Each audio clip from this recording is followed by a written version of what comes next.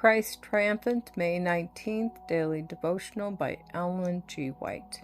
Instruction of God to be carefully cherished. How long wilt thou mourn for Saul, seeing I have rejected him from reigning over Israel? Fill thine horn with oil, and go. I will send thee to Jesse the Bethlehemite, for I have provided me a king among his sons. 1 Samuel chapter 16, verse 1. When God called David from his father's sheepfold to anoint him king of Israel, he saw in him one to whom he could impart his spirit. David was susceptible to the influence of the Holy Spirit, and the Lord in his providence trained him for his service, preparing him to carry out his purposes. How joyfully David triumphs in God and his relation to him. Who is a rock save our God? The Lord liveth, and blessed be my rock, and let the God of my salvation be exalted.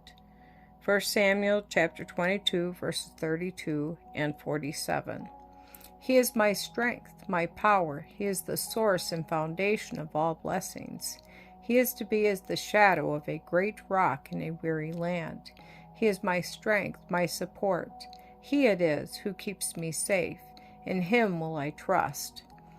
After David had been made king of Israel, God did not compliment him on his exalted position or his dignity and the extent of his power, but instructed him in regard to the obligations resting on him. This instruction was to be carefully cherished as the word of the Lord for all who should follow David as rulers of the people. They were to be often repeated as lessons of counsel to future generations. The heavier the responsibilities the people bear, the more humble should they be and the more jealous of themselves, lest they withdraw their confidence from God and become haughty, overbearing, presumptuous, and self-exalted. This is the danger threatening those who have been especially favored by God.